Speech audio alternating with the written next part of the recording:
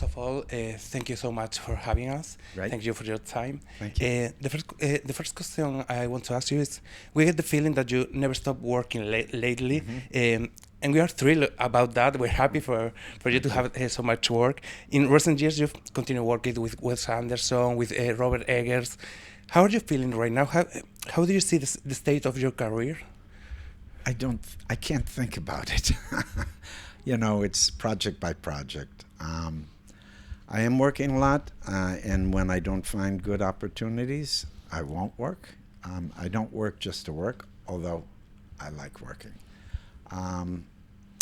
Nice thing about getting older is you can be more reckless in your choices because you feel like your choices, if a film doesn't do well, it's not going to destroy you. It doesn't help, but it doesn't destroy you. So I feel good right now.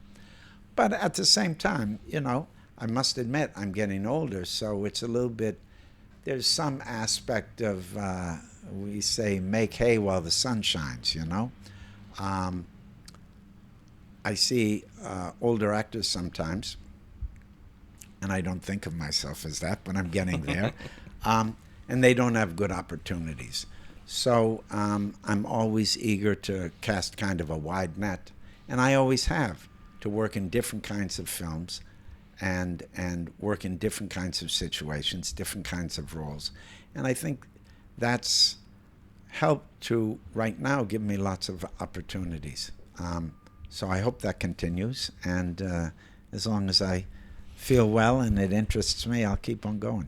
What did you think when you read the script for the first time? Well, it came to me slowly because I was working on a film called Inside with a Greek director called Vasilis Katsoupis.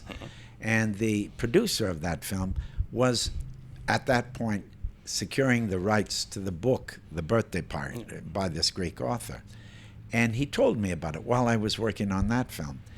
And it sounded very interesting, and he showed me visual references, what he wanted to do. He talked about the director he had in mind, told me many things.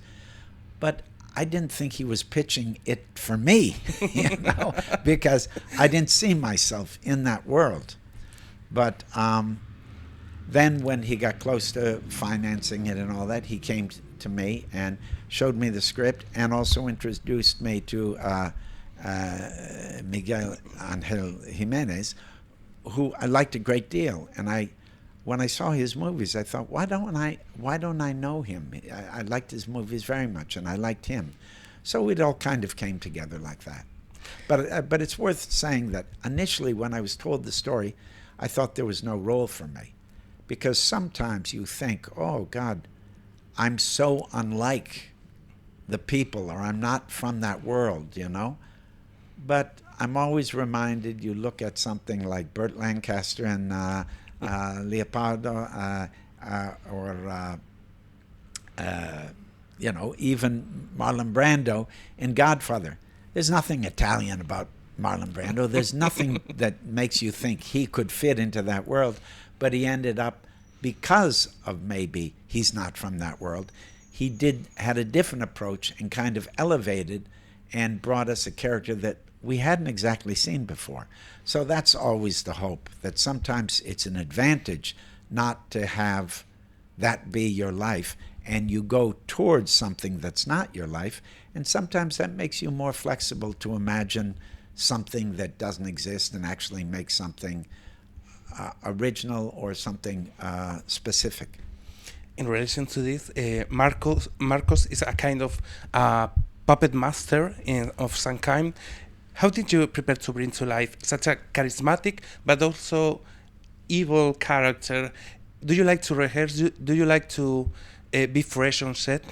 Doing the scenes and how I am on set is very different. But also how you're placed in the movie. If you're the principal actor and you're in a lot of the scenes and you're you're there every day, you have a certain kind of position. So that does color it. But no, I like to fool around on set. I don't keep the same character outside of the scenes that I do, when I'm on the set. And also, he's got complicated relationships with many people, whether it's his daughter or his wife. There's love there, but there's a lot of abuse and there's a lot of misunderstanding. But you try to cultivate that love part because it's not so developed sometimes in the scene. So it, we were a big family. It was a birthday party atmosphere. And because it was an international cast, that also helped spice it up in the respect of giving lots of different perspectives. And that sounds like obvious, but I mean, even in your downtime, if you go to the beach, you have people at the beach used to different ways of being at the beach, for example. And it's telling, and it's kind of sweet because you learn their way and you reflect on your way, and it makes you think in a broader way. In the movie, we see you dancing, singing. Usually use your whole body to play your characters. Do you like these characters that demand so much about you? Sure. I mean, I've always had a physical approach to performing. That's where I feel comfortable. That's where I come from. Because performing is about doing things. And how do you do things? You do them with your body. I believe the film was the movie was filming in Corfu. Does this international filming contribute to build the character? Very much. I mean, it's nice. It's very nice when you're making a movie and the reality of the movie has a parallel reality. And in this case, it's these people from different countries coming to one place to have a party. And that's kind of what we did. In the film, you mentioned that you work with a lot of Spanish talent, like Emma Suárez, Carlos Cuevas, Francesc Garrido. Yeah. Did you enjoy your time with them? Would you like to repeat the experience with more Spanish people? With the right project, yes. I mean, I'm always open. They were wonderful. They know how to have a good time. They have a good balance of working hard, but also very relaxed. They aren't... sometimes actors are very stressed. They aren't so stressed. And, I enjoyed working with them. Most of my scenes were with Emma, and I loved the relationship with her because it's very bittersweet because they've got lots of problems, like a lot of marriages and a lot of unions, but there's love there too. So I enjoyed that a lot. And finally, our last question is, what's your unfinished business? What role would you like to play in the future or to be offered? What